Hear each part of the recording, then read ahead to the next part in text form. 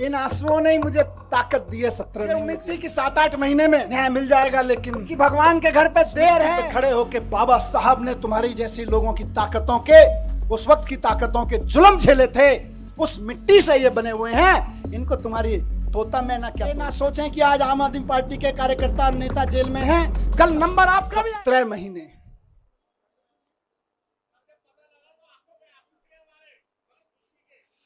ये इन आंसुओं ने ही मुझे ताकत दी है 17 महीने जेल में।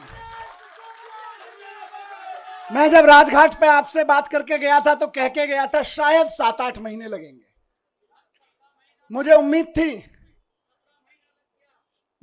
थी कि 7-8 महीने में न्याय मिल जाएगा, लेकिन कोई बात नहीं, 17 महीने लग गए।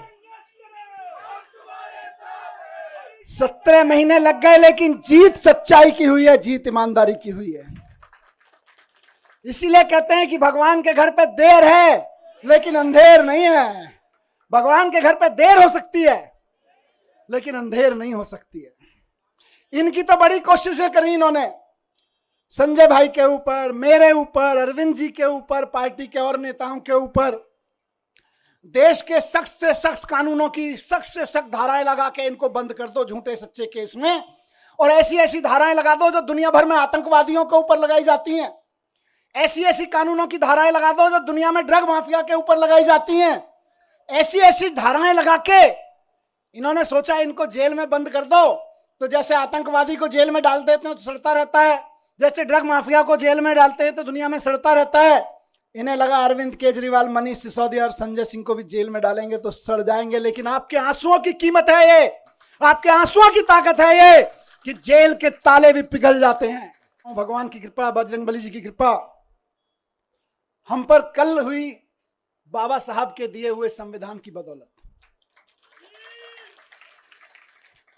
बाबा साहब ने, जब ये मुकदमे की सुनवाई चल रही थी, मैं बहुत ध्यान से सुन रहा था, पढ़ रहा था, पूरी डिटेल ले रहा था वकील साहबों से।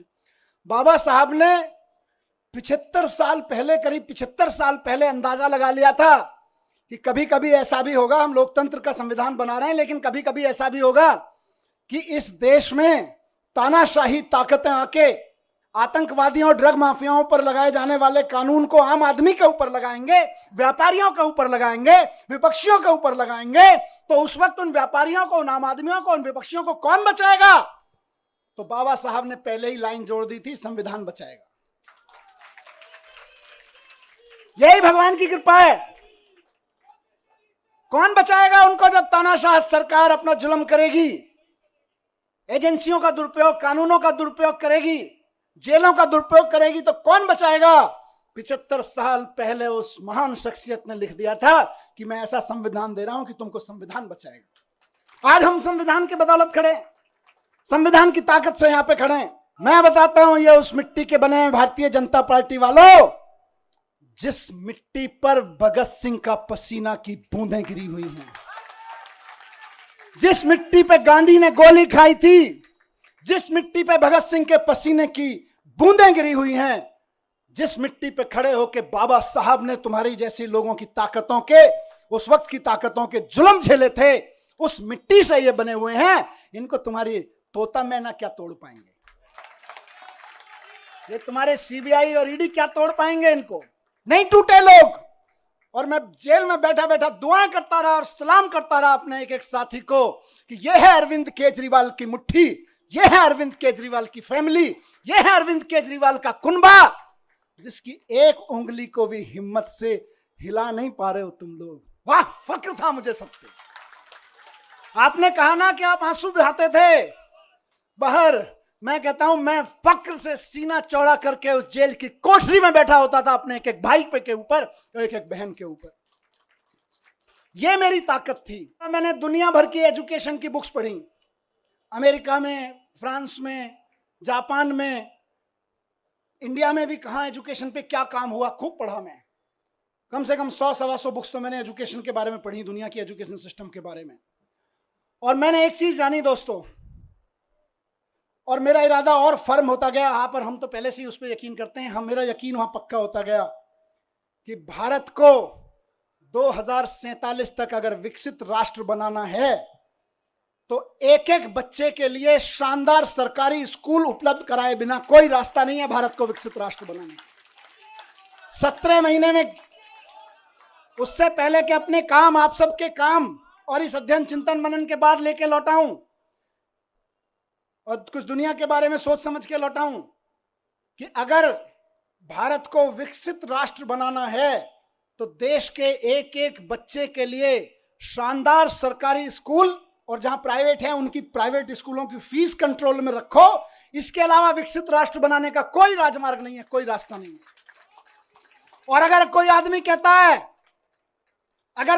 कहता है कि मैं शिक्षा की बात किए बिना भारत को विकसित राष्ट्र बनाने की बात कर लेता हूं, तो जुमलेबाजी होगा, वो केवल जुमले फेंक रहा होगा, विकसित राष्ट्र नहीं बनेगा।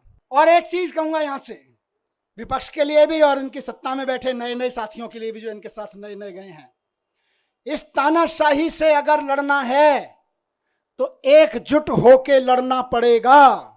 ये ना सोचें कि आज आम आदमी पार्टी के कार्यकर्ता नेता जेल में हैं, कल नंबर आपका भी आएगा, कल नंबर उनका भी आएगा जो दूसरे पक्ष में बैठे हैं या इधर के पक्ष में बैठे हैं। कल नंबर उनका भी आएगा जो इधर नए नए गए हैं कि हम तो इनके साथ हैं। एनडीए के साथियों को भी कहना चाहता हूं, उनके साथ जो गए हैं, और इंडिया गठबंधन के भी एक एक आदमी को और बाकी सब पार्टियों के साथियों को कहना चाहता हूं, पार्टी की जिंदगी के लिए नहीं, नेताओं की जिंदगी के लिए नहीं, देश के लिए इकट्ठा होकर लड़ना पड़ेगा, देश के लिए इकट्ठा होकर लड़ना पड़ेगा। और आज कह रहा हूं इस मंच से कि अगर देश के पूरे विपक्ष के नेता पूरी ताकत से एक बार हुंकार भर देंगे तो आज देश में वो माहौल है कि अरविंद केजरीवाल जी 24 घंटे के अंदर बाहर आ जाएंगे।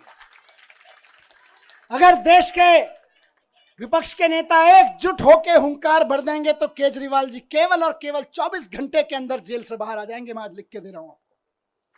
लेकिन इकट्ठे होकर करना पड़ेगा। ये मत सोचिए अभी तो केजरीवाल जी गए, जब हम पे आएगी तो देखेंगे, नहीं, सब पे आई हुई है। सबको इकट्ठे होकर लड़ना पड़ेगा, सबको इकट्ठे होकर चुनाव भी लड़ने पड़ेंगे, लड़ाइयां भी लड़नी पड़ेंगी, कानूनी लड़ाइयां भी लड़नी पड़ेंगी। और एकजुट हो गया तो इस चुनाव में तो दिखाई दिया कि 400 पार ढूंढते रह गए। एकजुट होकर लड़ेंगे तो आगे आने वाले चुनावों में भी ढूंढते रह जाएंगे। आपको यह खबर कैसी लगी हमें कमेंट्स में ज़रूर बताएं। वीडियो अच्छी लगी हो तो लाइक ज़रूर करें।